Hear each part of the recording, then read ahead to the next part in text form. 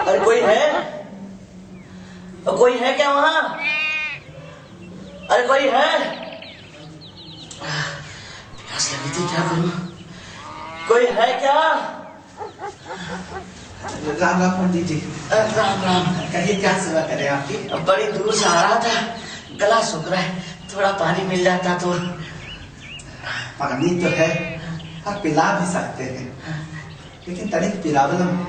अरे कोई प्रॉब्लम नहीं है, तुम पानी पिलाओ, फिर प्रॉब्लम भी सॉल्व कर देंगे। वो तो ठीक है पंडित जी, लेकिन प्रॉब्लम बताने से पहले अगर पानी पिला दिया तो प्रॉब्लम बढ़ जाएगी। देखो भैया, मैं चक्कर आ रहा है, हमारी जान निकली जा रही है। पहले पानी, पहले प्रॉब्लम, पहले पानी, पहले प्रॉब्लम, अरे पहले पानी, पहले प्रॉब्लम। अरे ठीक है भाई, तुम अपनी पहले प्रॉब्लम बताओ।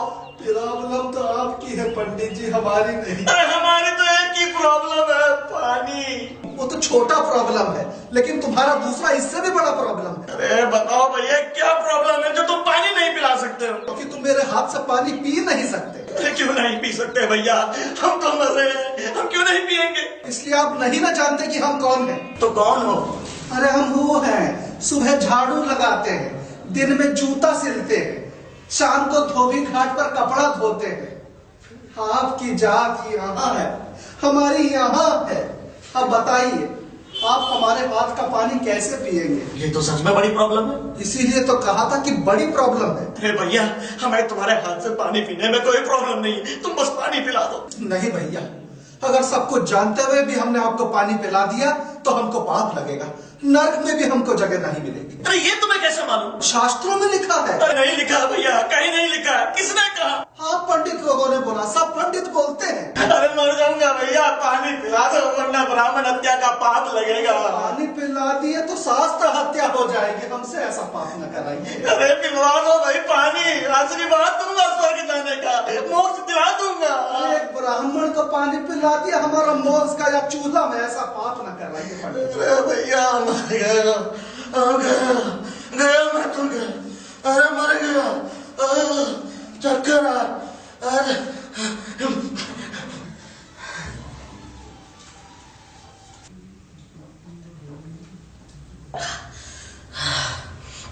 अब जाने जाना है भाई, तुम्हारा कोटि कोटि धन्यवाद जो तुमने मेरी जान बचा दी। ये तो हमारा फर्ज था पंडित जी, लेकिन ये फर्क तो आप में और हम में हमेशा रहेगा। हमारे दलित भाई प्यास से मर गए, लेकिन आपकी ऊंची जात वालों के कुएं से उनको एक पानी की बूंद भी नसीब ना हुई। ये तो परंपरा है, उसमें मैं क्या कर सकता हूँ? आप तो बहुत ज्ञानी हैं पंडित जी, हम तो निपट गवार हैं। पर बस एक बात समझा दीजिए, सदियों से हमारे हाथ का छुआ हुआ खाना आपके लिए अशुद्ध हो जाता है। हमारा छुआ हुआ पानी भी आप ग्रहण नहीं करते, ऐसा कार है हमारे हाथों में। भैया ये तो मैं नहीं जानता, पुरानी प्रथा है। प्रथा, सती प्रथा भी तो थी, लेकिन जब आप लोगों ने अपनी लड़कियां जलती हुई देखी तो बदल गई प्रथा। पंडितों के लिए तो समुद्र पार करना भी वर्जित था, लेकिन जब डॉलर देखे तो बदल डाली प्रथा।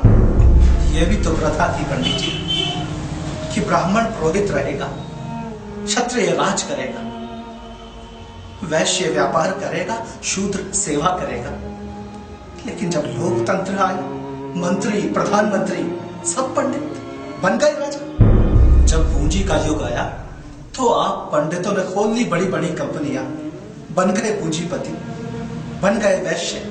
और तो और जब कारोबार में फायदा दिखा तो पंडितों ने जूतों की फैक्ट्रियां लगा ली। हम जूता बनाए तो छोटे आदमी, वो जूता बनाए तो बड़े गए आदमी। बात जमी नहीं पंडित जी, अपने लिए तो प्रथा बदलते थे, और हम दलितों के लिए तो कभी प्रथा नहीं बदली। अब समाज का ढांचा ही ऐसा है, समाज के ढांचे का क्या कर सकते हैं? तो फिर तोड़ दो ना ऐसा ढांचा पंडित जी। ढांचा बनाने वाले तुम, तोड़ने वाले तुम।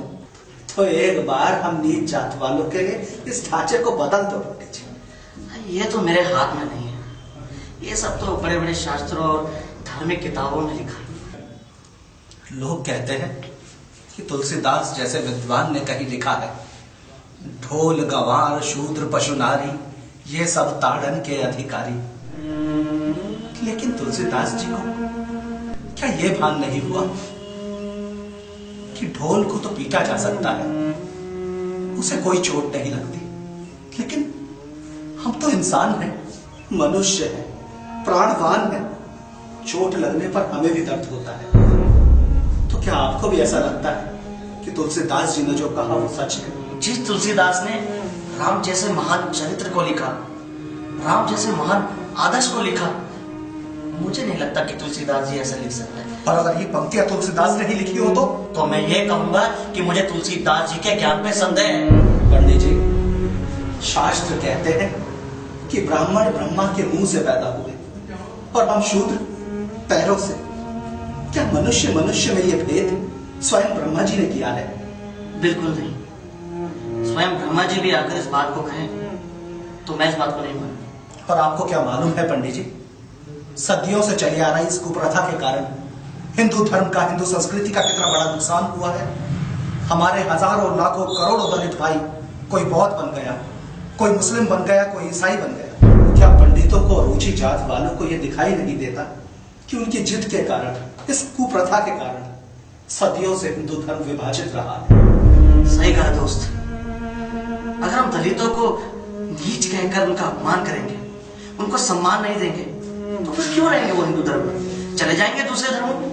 और तो और अंबेडकर जैसी महान आत्मा और बुद्धिजीवी हिंदू धर्म छोड़ के बौद्ध बन गए। और अगर हम अंबेडकर जैसे व्यक्तित्व का सम्मान नहीं कर सकते तो धिक्कार है हम पर। पंडित जी, अगर आप सब जानते हैं तो क्यों नहीं अपने समाज में ये आवाज उठाते? क्यों अपनी ऊंची जात वालों को नहीं समझाते कि अगर वो नहीं बदले तो लोग अपना धर्म बदल लेंगे? और अगर लोगों ने अपना धर्म बदल लिया तो भारत में एक और पाकिस्तान, एक और बांग्लादेश बन जाएगा।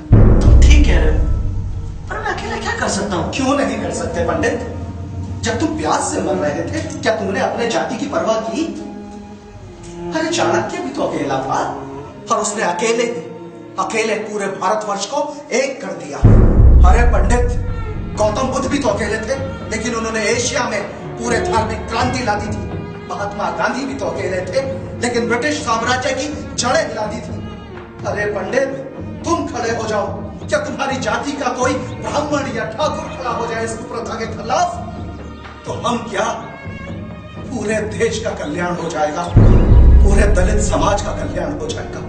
अरे भारत के लोगों, जैसे 1942 में भारत छोड़ो आंदोलन चला था, उस तरीके से जाति तोड़ो आंदोलन क्यों नहीं चल सकता?